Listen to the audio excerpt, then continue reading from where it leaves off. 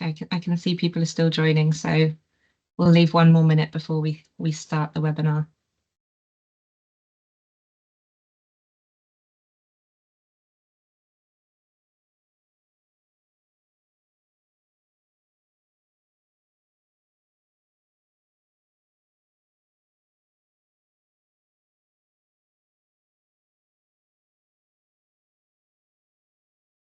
Okay, I think we'll start. So welcome to the webinar for potential applicants to the Medical Research Council, or MRC, Board and Panel Associate Scheme.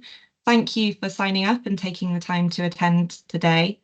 I'm Rosie Timbrell and I'll be co-hosting the webinar today alongside my colleague Amy Waite. We're both programme managers at the Medical Research Council and are responsible for running this scheme. And we also have some colleagues from some of the board and panel teams here to help answer any questions you might have today. So just before we start, the webinar is being recorded and the recording will be saved to the MRC Associate webpage within the next week. The chat functionality is off, so please can you use the Q&A function for any questions you might have today. We'll try to reply to the questions as they come up and we'll cover any we haven't had a chance to get to at the end of the session. The questions and replies should be visible to everyone, so please try not to duplicate questions. We would appreciate if you could check the questions that have already been asked. And if there's a question you're particularly interested to know the answer to, please can you like or upvote it so we can prioritise answering the popular questions first. We might not be able to address all your questions today, but we will publish a Q&A document for any frequently asked or popular questions alongside the webinar recording. And we'll include any email addresses or links we provide in the slides today as well. Please, can we ask you to send any questions that are very specific to you or your eligibility to the email address in this slide. So that's rfpd@mrc.ukri.org rather than the Q&A, and we'll answer these separately. Just to run through the agenda, during the webinar, we'll give an introduction to the scheme, we'll cover the eligibility criteria, and we will do a walkthrough of the application form. We'll provide some detail on our selection process, as well as what to expect if you're successful. And as mentioned, we'll try and cover any unanswered questions in a Q&A at the end of the webinar. So we hope by the end of the webinar today, you'll know exactly what the scheme is about and you'll feel confident in the eligibility criteria and application process if you do decide to submit an application. So in the following slides, we'll give you an introduction to and more detail about the scheme. So the MRC Board and Panel Associate Scheme provides researchers the opportunity to serve on an MRC funding board or panel with training, support and mentorship from both regular board and panel members and MRC staff, and the opportunity to gain valuable experience of peer review. The scheme aims to nurture diverse talent and support the development and retention of researchers needed for the future research and development workforce, and this aligns with the objectives set out in the MRC's strategic delivery plan. We'll go over eligibility in detail, but the scheme is aimed at researchers from underrepresented groups who have established independence and have either recently transitioned or have clear plans to transition into a leadership role. The scheme is relatively new. It was first launched back in 2024, and the first cohort of associates are now nearing the end of their tenure. And we're pleased to say that the experience so far has been really positive for our associates and their mentors, and it's been a great learning opportunity for us too. We've made some meaningful improvements to the scheme based on our experience with the first cohort and through their insightful feedback. And on this slide, you can see quotes from 2 of our current board associates. We've also published a blog sharing reflections from some of our associates and mentors. So if you'd like to explore their experiences in more detail, please do take a look at that. It's also a good point of reference for people who aren't sure if the scheme is going to be beneficial for them or not. What do associates actually do? So throughout the scheme, associates are supported through a programme designed to build understanding and capability in research funding processes. And these bullet points are some of the key components of the programme. So associates will receive a full induction to the scheme and to the MRC more generally, including detailed insight into the assessment process for the board or panel they'll be joining. Associates are expected to attend all funding meetings for their allocated board or panel over the course of 2 years. Each associate is assigned a mentor who is an experienced member of a funding board or panel and is also paired with a fellow associate as a buddy for peer support throughout the programme. So they'll attend the funding meetings initially as observers and won't be contributing to the assessment of applications to begin with. This is really a chance to absorb what's going on at the meetings and to get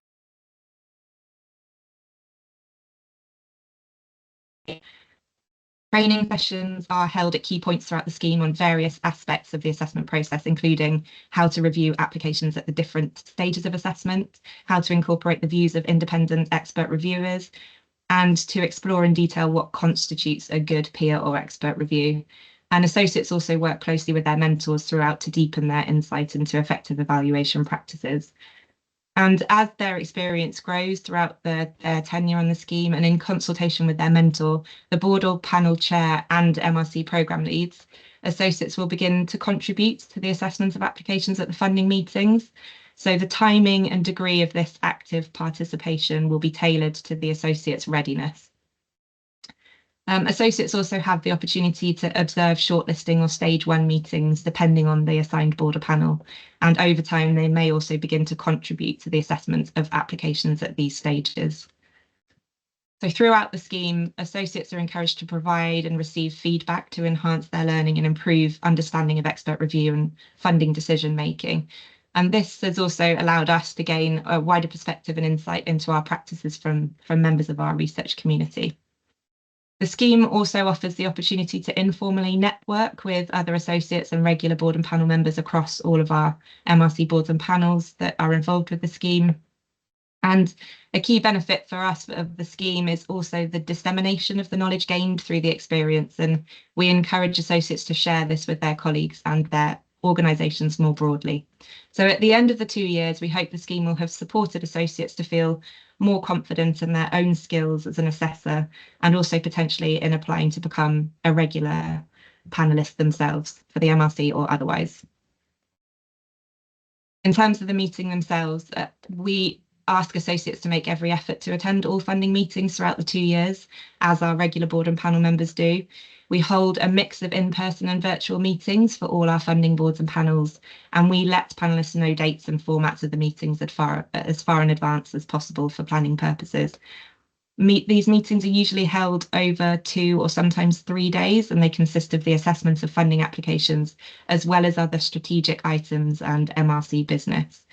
So although the meetings can be fairly intense, the agendas are really carefully balanced to make sure panelists get appropriate breaks and avoid cognitive load, etc., to ensure that we have the best environment for decision making. And just to note, associates also receive a daily rate of £160 for attendance at board or panel funding meetings, plus reimbursement for any travel and subsistence expenses they occur within policy. So this slide gives an overview of the MRC's boards and panels, which are the primary decision-making bodies on MRC funding, and you can see the cross-cutting areas shown down the right-hand side. For this cohort, we're offering 2 associate places on 6 different MRC boards and panels, so that's 12 associates in total. You can apply to be an associate on any of the boards or panels listed in this slide, but you can only apply to one of them. So from our translational schemes, you can apply to the Developmental Pathway Funding Scheme, or DPFS, the Experimental Medicine Panel, and you can also apply to the 4 research boards listed. So that's the Infections and Immunity Board, Molecular and Cellular Medicine Board, Neurosciences and Mental Health Board, and the Population and Systems Medicine Board. To very briefly cover the remit of the boards and panels in scope, the Molecular and Cellular Medicine Board, or MCMB, seeks to extend our understanding of structure-function insights of molecules and complexes, how the cellular environment functions during development and mature states, and how biological systems respond to external insults, for example, drugs or toxins, and disease states. The Population and Systems Medicine Board supports mechanistic and applied research related to the physiology and pathophysiology of all the major organs and systems, with the exception of the brain and the immune system. The remit also reaches forward to population health and the impact of environmental factors, including the social environment, on health and development across the life course and dentistry. The Infections and Immunity Board, or IIB, supports research into infectious human diseases and disorders of the human immune system. And this includes and is underpinned by fundamental research into human pathogens, as well as the normal development and functioning of the human immune system, which informs mechanism of disease. And finally, for the research boards, the Neurosciences and Mental Health Board is responsible for our investments in disorders of the human nervous system. And this includes and is underpinned by fundamental research into its normal development and function to inform our understanding of mechanisms of disease, with a particular interest in mental illness and neurodegenerative diseases. Within our translational funding schemes, we have the Developmental Pathway Funding Scheme, which is the MRC's core translational research scheme, funding academically led projects that aim to develop innovative treatments, diagnostics, and technologies to address significant health needs. So it supports work from prototype design through to early clinical trials up to phase 2A across all health areas and intervention types. And the scheme also backs tools and platforms that enhance the efficiency of intervention development. And finally, the Experimental Medicine Panel, which supports academically led experimental medicine studies in humans that address key gaps in understanding human pathophysiology. And the aim is to generate new mechanistic insights and uncover opportunities for novel therapeutic or diagnostic development. So that's obviously a really brief snapshot, but we encourage you to review the remit of each board and panel closely before applying. And all this information is available on our website, but please do also contact us before applying if you're unsure whether your expertise aligns with the board or panel that you want to sit on. Moving on to eligibility criteria. So firstly, this scheme is for individuals from underrepresented groups only, and that includes people identified within the government's diversity and inclusion in STEM inquiry and our own diversity data too. So this includes people who are disabled or have a long-term condition as defined by the definition of disability under the Equality Act 2010, those from a lower socioeconomic background, those from the LGBTQ+ community, women, and those from certain minority ethnic backgrounds listed within this slide. You'll see from the application form run through that we assess socioeconomic background based on the occupation of the main income earner in a household when the individual was around 14 years old, and this is in line with the recommended practice in this area. So in terms of career stage, for the second round of the scheme, we've adjusted the career stage eligibility slightly. That's both to address the really high demand for places that we experienced when we first advertised the scheme in 2024, and to ensure successful candidates are in a position to benefit optimally from the experience. So applications to this round must be at the stage in their career where they have established their own independent research group and have clear plans to transition or have recently transitioned into a leadership role. So applicants will typically have a successful track record of securing competitive research funding and may also be beginning to demonstrate leadership through activities such as managing staff, leading collaborations, or shaping research strategy, for example. We haven't excluded those who've already transitioned into a leadership role, despite some crossover with our regular board and panel recruitment, because we recognise that there are individuals at this level who will not have had a significant experience as an assessor and will still benefit from the support and experience that's offered through this scheme. So ultimately, we want applicants to be at a stage where developing assessor skills would actively support and enhance their career progression. So we appreciate that career pathways can look different and that titles can vary really widely in meaning across institutions, and so can associated responsibilities. So when you're considering your own eligibility, please focus on your career stage, your trajectory and responsibilities rather than just your title. But to provide some additional information, we've listed the roles which are likely to be considered as eligible for the scheme. So the roles we've outlined are those nearing the end of their new investigator research grant, career development awards, and clinician scientist fellowships, or equivalent award from other funders. You don't have to have an MRC award to be eligible. And when we say nearing the end, we mean in the last 12 months or so of the award at the time of applying to the associate scheme. Those nearing the end of their tenure track positions, group leaders with established independent research, And I want to highlight here that we absolutely welcome senior technical specialists or equivalent roles, with technical expertise who can evidence their established research independence. And we would expect that they would come under this category of group leader once they are at that stage in their career. Lecturers and senior lecturers, senior career fellowships, readers and associate professors, and equivalent roles in industry. So some examples of equivalent roles might be a principal scientist or senior scientist with line management responsibility who's leading projects. They may well be considered as transitioning to research leadership.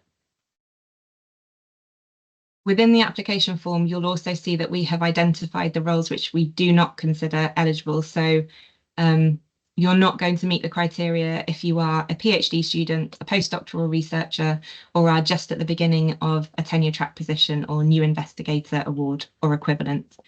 And you might find it helpful to consult the interactive career framework, which can be found at the link we've included in this slide on the UK government web archive pages.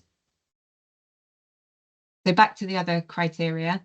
You must be undertaking biomedical research activity within an academic, clinical or industry environment, and your expertise must align with the remit of the board or panel that you're applying to, and we will ask you to outline this in your application. You must not already have substantial experience serving on a research funding board or panel for the MRC or other funders. And examples of substantial experience might include serving as a standing panel member for the MRC or others, or regular participation in funding panels over several years. Just acting as an independent expert reviewer or participating in a couple of panels as an ad hoc member, for example, would not exclude you from this scheme. And finally, you must be able to participate in all aspects of the programme, including attending funding board or panel meetings up to 3 times a year, engaging in the training and mentorship, and ultimately contributing to the assessment of applications at those meetings. And we would, of course, work with you to support any special requirements to enable you to apply and participate fully as an associate member should you be successful. And you can contact us if you'd like to discuss any accessibility needs. Other key things to mention are that potential applicants currently on a career break are eligible to apply, provided they intend to return to research and they meet the other eligibility criteria. So we fully recognise and support non-linear and flexible careers, and your working pattern or career breaks won't disadvantage you. And we also support and accommodate any maternity and other family-related leave, and we would extend the associate's term as necessary for these reasons. And again, if you have any questions specific to your own eligibility or any of the criteria outlined, we would ask you to get in touch with us directly to clarify through the RFPD email that's been provided.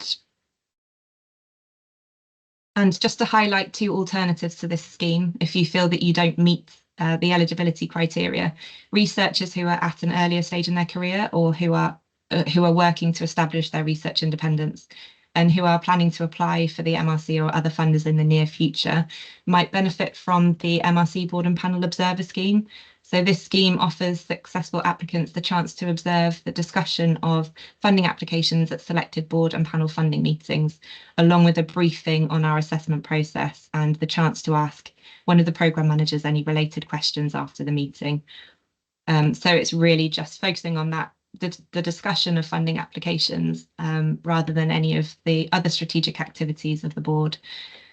So places on the scheme have been allocated for 2025, but the scheme will be reopening in early 2026, likely in January. And if you'd like more information, please visit our website. And researchers at a later stage in their careers who don't think they would benefit from the extra support offered by the scheme, or who already have substantial experience serving on a research board or panel, might want to consider applying to our regular board and panel member recruitment, which is now live. And details of the vacancies can also be found on our website at the link here. So I'm going to hand over to Amy, who will take you on a walkthrough of the application form. Thank you very much, Rosie. I'm just going to take you off the screen.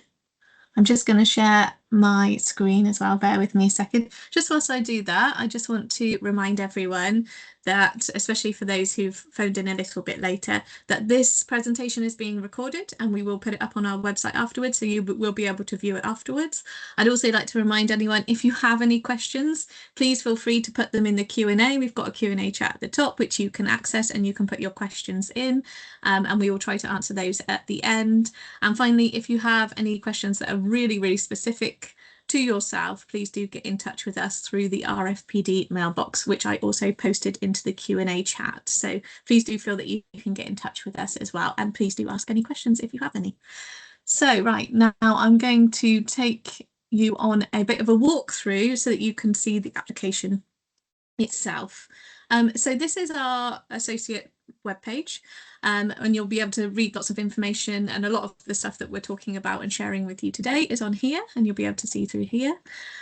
So this section down here is the how to apply section. So if you go into the eligibility and how to apply, it will take you onto our page, which gives you a bit more information about the closing date. So that's the 15th of September. Please make sure, we will not accept applications after the closing date, so please make sure that you apply before the closing date if you wish to apply. We've got information about who we're looking for, what you'll be doing specifically, and then coming down to the how to apply section. Now we do have, you can see, we've got a form here where you can see the questions beforehand. So if you want to, you can click into this and you'll be able to see all of the different questions that we've got beforehand, because I appreciate that some people may want to prepare some of their answers beforehand, and you can do that. I'm going to take you back into this, and then to apply you go into this section here and it will take you onto our application survey. So I'm actually going to change screen, bear with me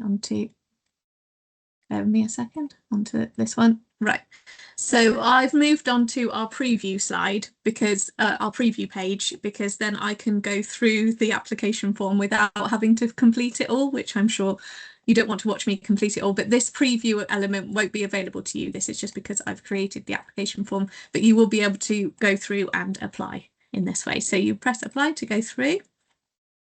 So the very first question that we ask you is whether you're planning to apply to the current round of recruitment for the board and panel members, because the reason that we're asking that is because we are asking people to either apply to be a board and panel associate or to be a board or panel member, but not to both. You can find more information about each of the opportunities on the link. So we've linked here, and you can kind of click into these links and they'll take you onto them if you want to do some reading, if you want to make some of those decisions. We do also have our Insights blog, which I've also put up here.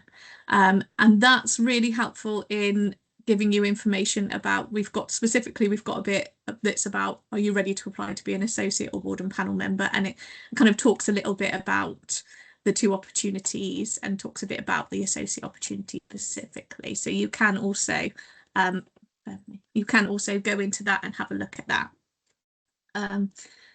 So that'll give you, so if you are planning to apply to be a board or panel member, you are not eligible to apply to this scheme. And if you click yes, the bit that says you can continue to complete the form, but then when we come to the shortlisting, we can see that you're not eligible and we won't take your application forward. So if you want, so you really need to make that decision. Do you want to apply to be an associate? Would that scheme be useful to you? Or do you think you are actually ready to be a board or panel member? That's really important that you make that decision yourself, what stage you're at and what you want to be applying to. So once you've made that decision and you've clicked no, if you're not applying to be a board and panel member, then you can go on to this next section, which is the personal details. And this section is very, so, you know, we encourage you to answer the form in full, but you can answer some of the questions as prefer not to say, and you'll see this. All of your answers will be treated confidentially and we'll store them securely in accordance with UK law and with UK Research and Innovation's data protection privacy policy. And you can see more information. We've got loads of hyperlinks throughout the survey if you want to go away and have a look at anything. So you can put your title, your name and surname, your email address. This is required because it is the main way that we will contact you. You can put a phone number if you wish, but the main way we will contact you is through your email address. And then finally, your date of birth. Then we move on to the next page, which is organisation. And you can see here, so if you're affiliated with multiple organisations, we ask you to please provide the details of your most relevant current employer and your most relevant role with that current employer. So if you have a few, you can do that. If you're on a career break, please put career break in here. And then under organisation address, you can put NA. And you can put other NA as well. So that's absolutely fine if you just specify those. And it does also say up here, just to let you know. And we ask you for your region, and if you have one, a link to your profile on your organisation's website. If you also have an ORCID ID, we ask you to pop that in there as well. So you can say yes or no and then put that in. And then moving on to your eligibility. So here we've just outlined the eligibility in line with what it says on the MRC webpage.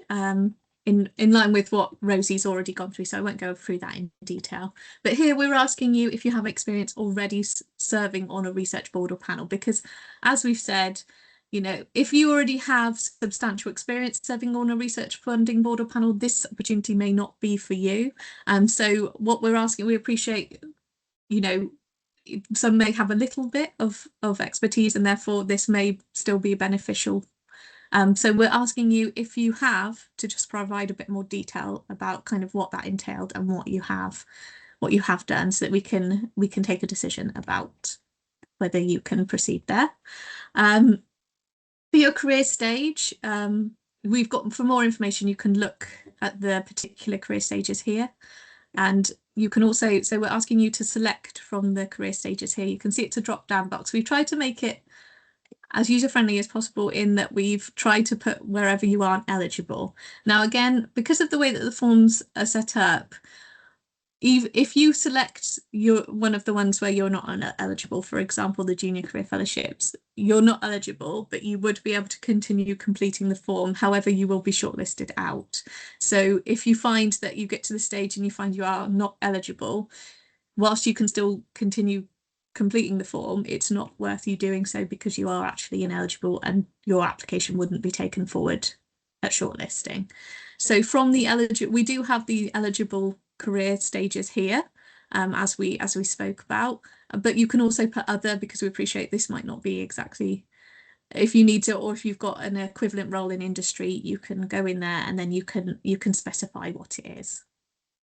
Then we ask you to describe your current role, so you know how this fits into the stage that we're talking about, which is the transitioning to leadership stage, as we've described in the skills and experience needs to win support. And again, you can go onto that page and it will give you more information, and then you can go back into your application to complete that. And then finally on this page, your tenure at the board and panel. And so when you begin being a board and panel associate, you'll begin with observing, and as you move on, you'll begin to contribute to the meetings.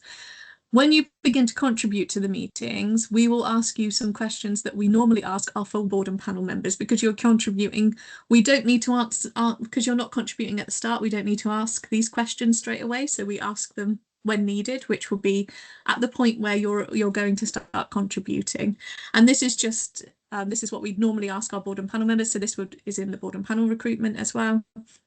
But all of these questions will be asked at that stage. So this is just kind of like a heads up to let people know about the questions that will be asked.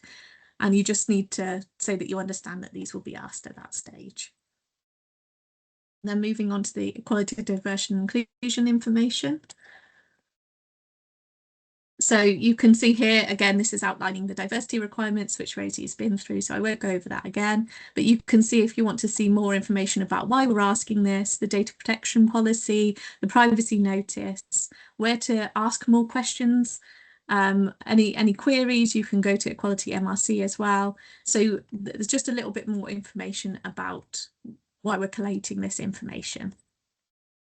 And then you can see here all of the different questions. So all of the questions, they have a prefer not to say option, but because this opportunity is aimed at underrepresented groups, if you are choosing to prefer not to say to anything, we may not be able to see that you are from an underrepresented group. So it's up to you what you feel comfortable putting in there, and that's completely up to you. But yes, so each section has its own individual section that you can complete. And then there are other sections if you prefer to put it to self-describe or put it in different terms.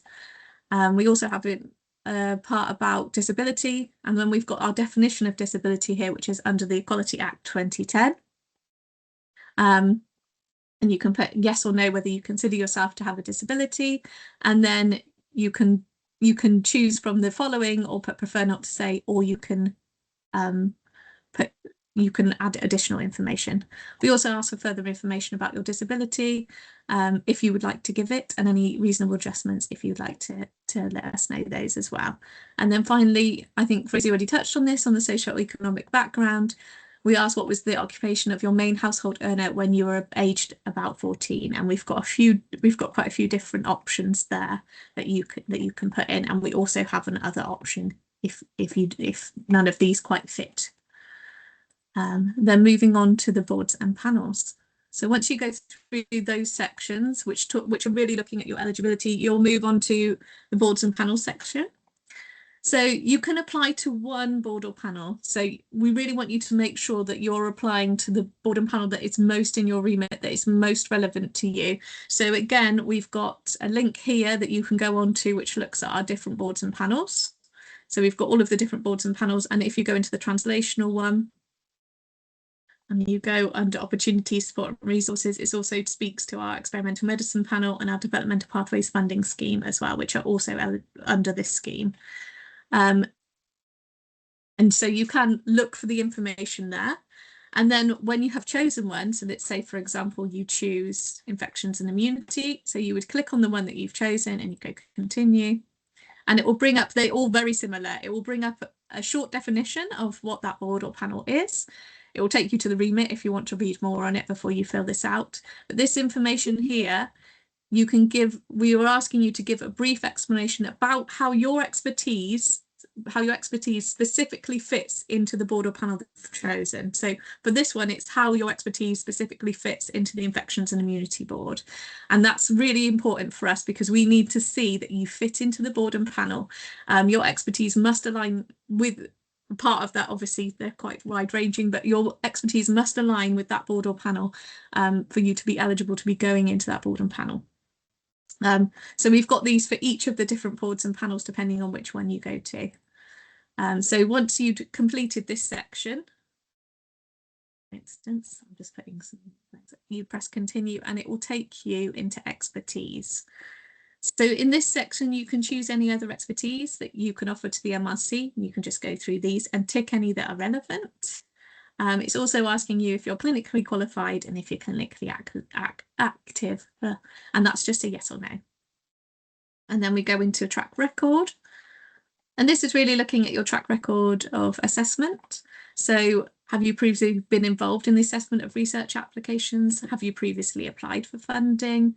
And have you been awarded a grant? So it's just ticking any of those that are relevant to you.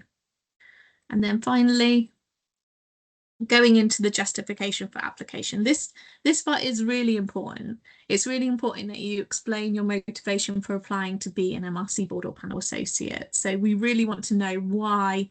What is your motivation? Why do you want to take this opportunity?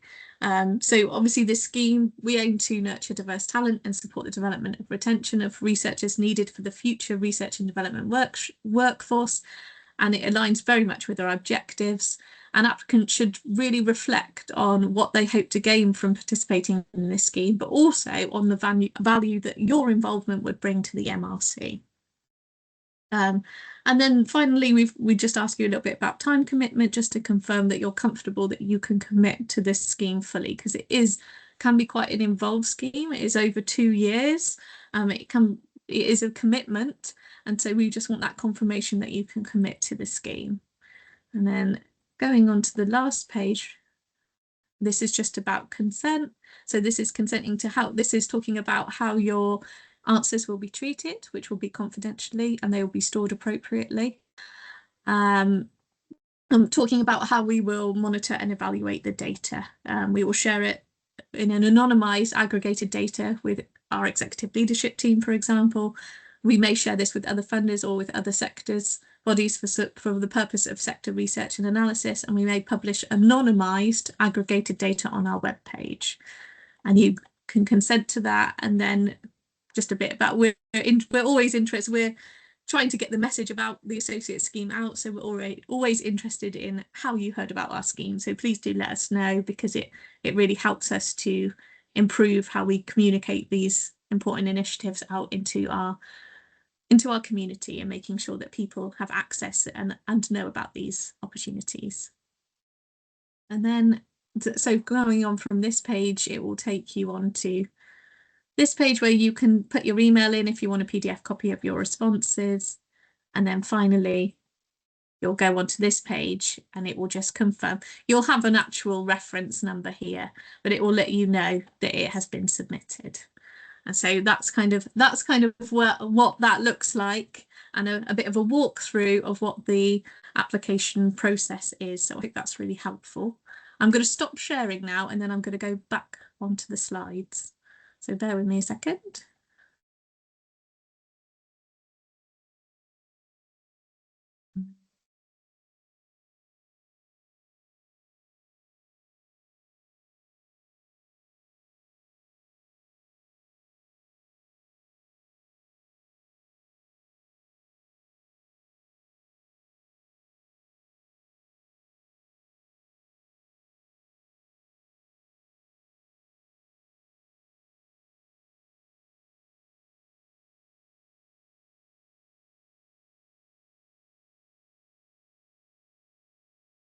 Right. Just check. Can you see those slides? I think. Brilliant. Okay. So I'm just going to talk through the final slides now, just to talk a bit through the successful applicants. So what all, oh, hold on, bear with me. I'm not on the right slide. The selection process, excuse me, I'm going to talk through the selection process and then go on to the what happens for successful applicants. So, we've mentioned throughout this presentation that this opportunity is open to individuals from underrepresented groups, and those from these groups may be prioritised. And that is in order to mitigate disadvantage linked to certain characteristics in the wider research and innovation sector. And it's also to address disproportionate levels of participation and disparities in our award rates identified in MRC's diversity data. And as part of this process, we'll also strive to ensure representation from research organisations across all regions of the UK, and we will consider geographical location and organisation type along with the areas of expertise that would be complementary to our existing board and panel membership. So now I'm going to look more to the applicant selection process. So here you can see a bit of an overview of the application selection process. So initially, we will check applicants are eligible. So we're looking at your career stage at this, and we are also looking that you meet the EDI requirements and that you don't already possess sufficient experience of expert review or assessment panels. We will then look, following this, we will then look at, from our eligible applicants, we will then be evaluated on their motivation for applying and their areas of expertise to ensure that they really fit into the boards or panels that they're applying to. We will then make final decisions, and we will use EDI considerations first of all, then geographical location and organisation type as tiebreakers if we needed to in those orders. And then if we need to make a final decision between applicants and this cannot be reached, those applicants would then be allocated randomly via a lottery style system. So we would put the ones that we cannot decide between into a lottery to decide between those.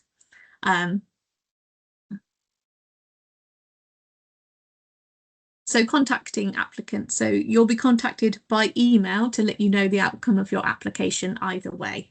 So we aim to notify the successful candidates in early to mid-November, and we'll contact successful applicants once the successful appointments have been unsuccessful applicants once the successful appointments have been confirmed. And unfortunately, due to the expected volume of applicants, we won't be able to provide feedback if you were not successful. And finally, for successful applicants, this is just a quick one about what will happen if you're chosen to be an associate. So if you're chosen to be an associate, initially you'll be asked to sign a contract which outlines your role as an associate, board or panel member, and asks you to agree to MRC's expectations and our principles of assessment. You'll also attend 2 induction sessions. One is introducing you to the scheme, and 1 session alongside our regular board and panel members, where you'll also get to meet MRC staff of your respective board and panel. And then depending on the board or panel you've joined, you'll then be able to attend your first meetings to observe at some point between January and March 2026. We'll then give you much more information about kind of how the running of the timeline and the running of the whole scheme from start to finish at your induction section. But that's just a bit of an overview of what happens initially if you are successful. And I'm going to kind of finish off there, and that brings us to the questions section. I'm going to stop sharing and then see if we've got any questions in our Q&A section. I'm going to bring Rosie up on that too. Yeah. Oh. I'm back. I'm gone. I'm back. Right. We have had a few questions and we haven't answered them as they've gone along, because I think we've got enough time to address them now. So if I just read some out, I think we'll cover them. So can a CDA completing applicant recently promoted to a professor be eligible? Do any of our other panelists want to step in on this question, or shall I attempt to answer? Graham. Hi, afternoon everyone. So as Rosie kind of outlined, if you're nearing the end of your CDA, then you can apply and you will be eligible in that role. It's really about leadership and so if you're transitioning to leadership and you haven't established your research group at that point, then you're still eligible for the role. And if you don't sit on, you don't have significant panel and board experience as well, then you'd be eligible. So I encourage you to apply. Thanks, Graham. There's a question: would current external examiner positions count as a current organisation or affiliation? So it would count if we were considering, in terms of conflicts of interest, but we would want you to apply using your primary organisational position. I think where your primary contract is, basically, if that answers the question. If that doesn't answer the question, please ask another question and we'll address it then. In section 10, for the describe current role section, how much detail of information are you expecting for this? Should it be treated like a CV summary? Does anyone who will be completing the assessment want to comment? Mariana?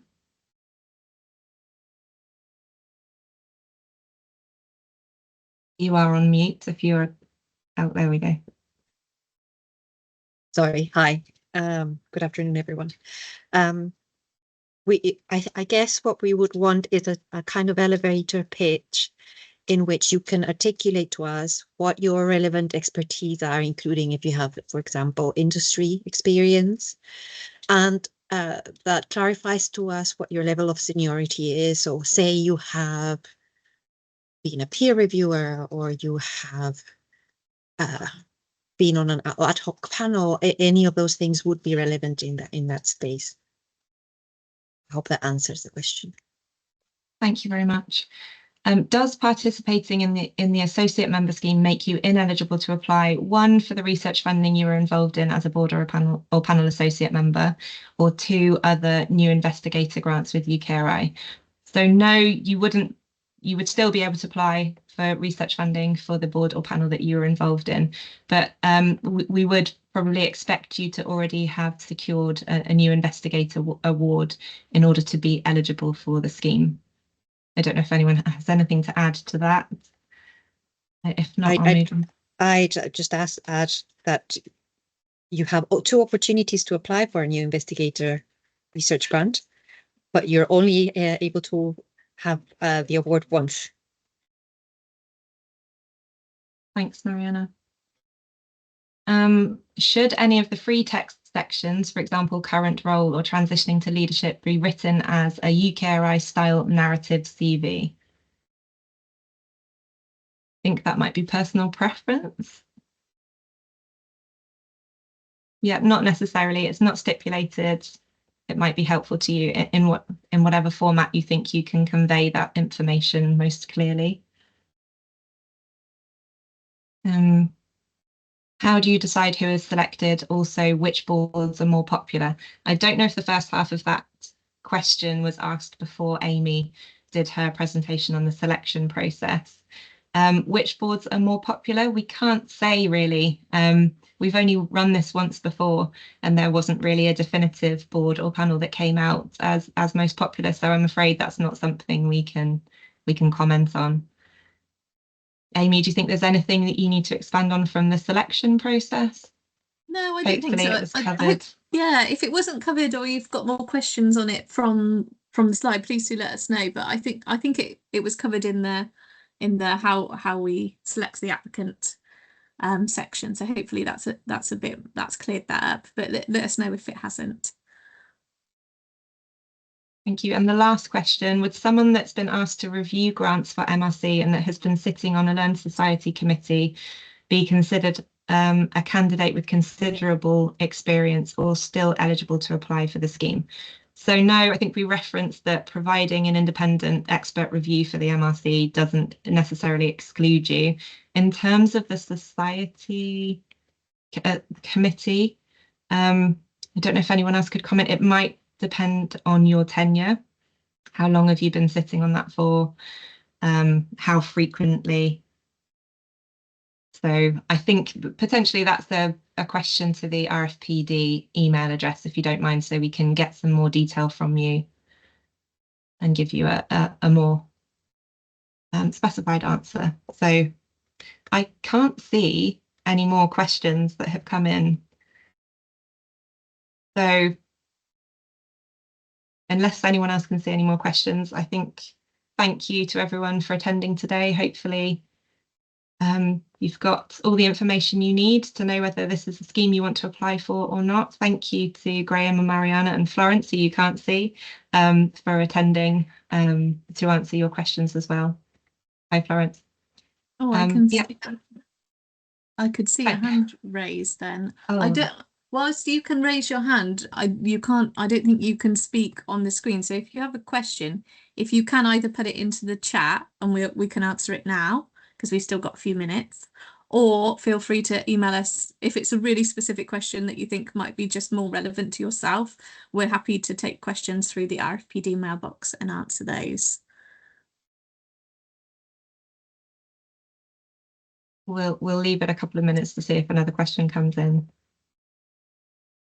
I think I can see people going as well. But bye to those who are leaving now, and thank you ever so much for attending.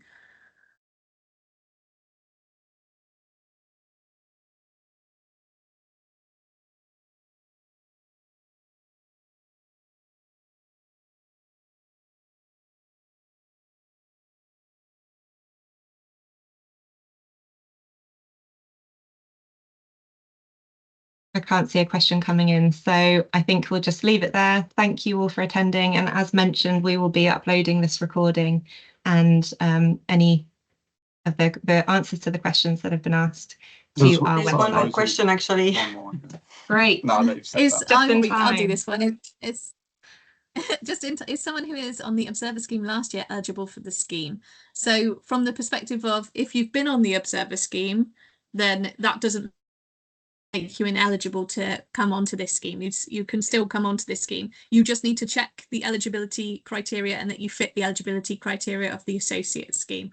So attending the Observer scheme is completely separate to the associate scheme, and it doesn't make you ineligible to apply to the associate scheme, but you must be eligible at the right career stage for the associate scheme to be able to apply. Hopefully that answers the question. And then, if I have a UKRI studentship as PI just starting this year, can I apply? I would say that's too early in your career, and we would be looking towards the end of that award rather than just the beginning, because it's unlikely you're going to be able to evidence the kind of skills and responsibilities that we're looking for that career step, for the having established independence and planning to transition into leadership that we're looking for this scheme. And I'm just seeing another one come in, which is, do institutional affiliations have to be UK based? Not necessarily. I think we're mirroring our regular board and panel recruitment here, where I would say that, you know, it's primarily aimed at UK based board and panel members, but you're not necessarily excluded if you have kind of UK collaborations and links. I don't know if anyone else can expand on that. No, so not necessarily, and it might be one of those, again, to email in your specific circumstances and we can comment. But there would be an expectation that we would want you to attend the funding meetings in person, sometimes when necessary, and obviously virtually, and sometimes that might not align very well with the time zone. Not that that should be a barrier, but just something to note.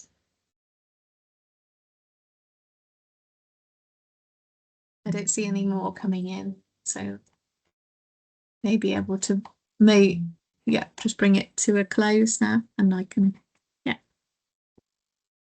Thank you very much. Thank you. Bye. Bye.